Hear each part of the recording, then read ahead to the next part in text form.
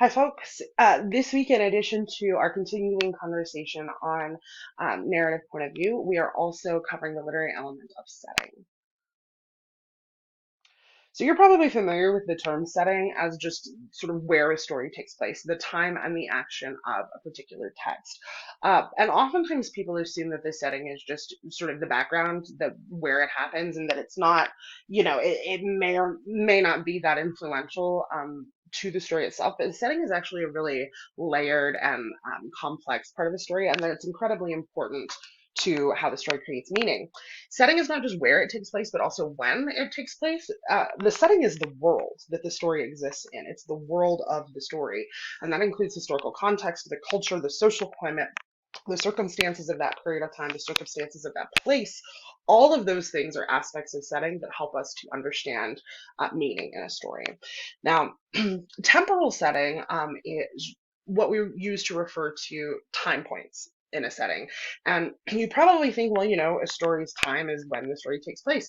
But there are actually multiple points in time related to the story and the author and the reader to consider. So plot time is the most basic and straightforward. The plot time is when the action takes place. It's when the events of the story are happening. So to use A and P as an example, the you know 15, 20 minutes that the girls are in the store, that is the plot time of the story. The narrator time, though, is often different from the plot time. The narrator time is when the narrator tells us this story. So in order to tell a story, it has to have already happened, right? Now, that's not to say that there aren't cases where plot time and narrator time happen at the same time, but usually the narrator is at some point in the future, and they are telling the story about action that has happened behind them, right? So when Sammy tells us about what's going on at AMP, the story he already has the whole story has already happened. He tells us at one point, this is the sad part of the story when Langle is about to confront the girls. So that tells us this has already played out, and he is telling us about this in retrospect from some point in the future. We also have author time. This is when the author writes and publishes the story. Oftentimes, this will be contemporaneous. So in A&P, it is contemporaneous. Updike was writing and publishing about the period of time that he was living in, but it's not always contemporaneous. And when author time is different than plot time or narrator time, the issues that are going on during author time and during the plot time usually you'll see both of those things influencing the meaning in the story. And then we have reader time. Reader time is when we read it. And this also influences the story. So to use A&P as an example, when it was getting a lot of critical attention in the 70s, this was also the rise of first wave feminism in the 70s, and people saw John Updike's writing as this very pro women. It was this dorky teenage kid who just admired women and respected them and stood up for them. That's how, some people saw it in the 70s. But now, today, one of the most common reactions that students have to that story is that Sammy is kind of creepy and uh, voyeuristic, and that it's almost predatory, that it's sexist. That is something that I hear all the time. A lot of time, another common thing that people bring up today when they read that story is the idea of slut shaming, and that didn't exist when the story was written. So our reactions to the story has changed. As a matter of fact, I first read A&P when I was in high school, nearly 20 years ago, and when we read it back then, we didn't the idea that Sammy was creepy or sexist, or the idea of slut shaming, not that was not part of the conversation back then, and now that is dominates the conversation. So even just in a short span of time, the way that people react to a story um, can change.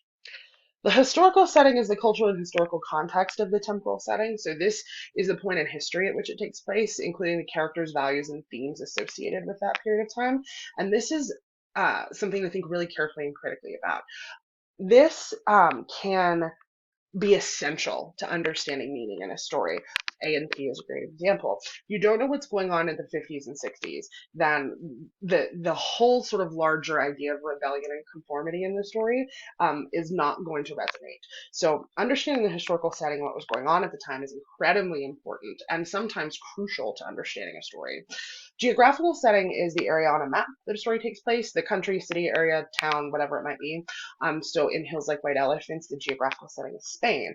That's important because these are, the American is in Spain, and there, it tells you that he's abroad, and that's an important part to consider. Spain was also a very Catholic country at the time where abortion was legal and very controversial. And so that geographical setting is important to understanding meaning in the story as well.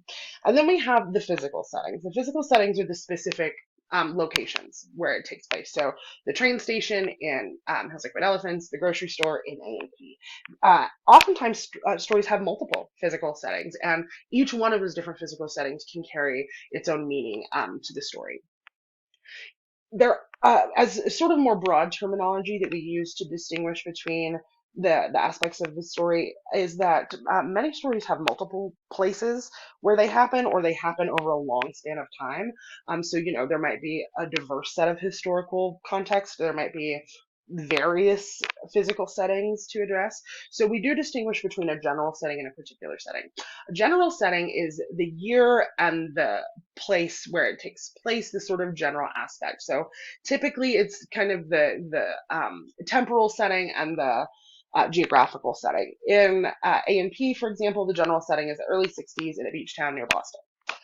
A particular setting are the specific different locations within a story. So in A&P, the particular setting is the grocery store. You could also say that another particular setting is outside the grocery store, when he comes out and realizes that, the girls have already gone, and he turns back and sees Langle. That's a different particular setting within the story.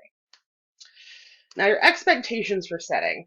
The meaning suggested by a setting depends on traditional ideas and conventions in some ways, but it also rests on sort of unconscious assumptions about places, particular times or places or ideas, and both of those things are true at the same time. So, for example, we all understand that, if the lightning strikes and it's dark and stormy in a story, that probably means that something foreboding is about to happen. A train station, for example, is a conventional setting that is usually taken to mean a shift, transition between two things, or a divide between two things, and that's something that is going to be more overt to you as a reader.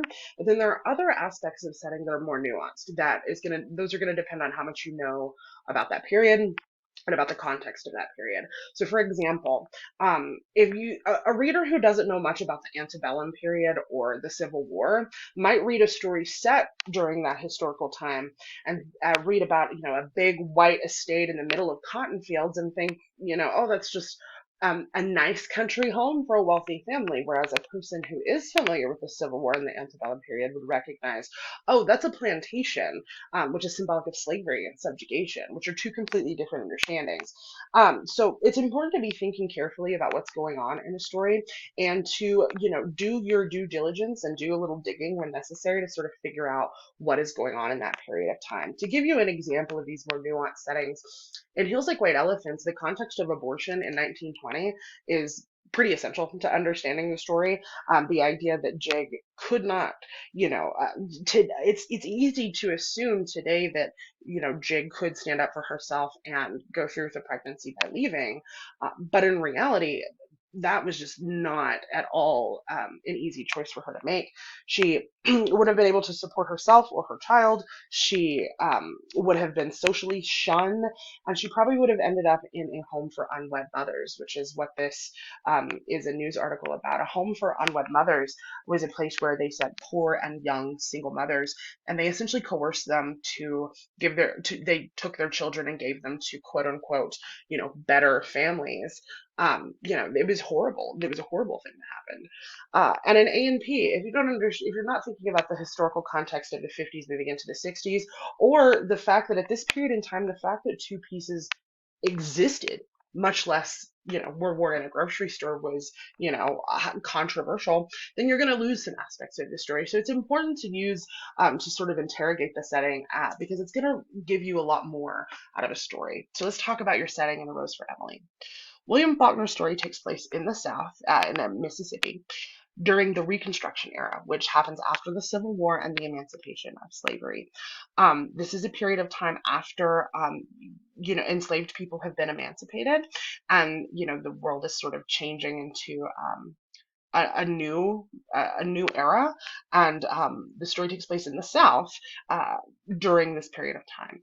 It's a classic example of what's known as Southern Gothic writing, which we'll get to in, another side of your, literature study, but I encourage you to practice active close reading and look for clues to not only the historical, context and setting of the story, but the different physical settings of the story and how those might be creating meaning within the story itself.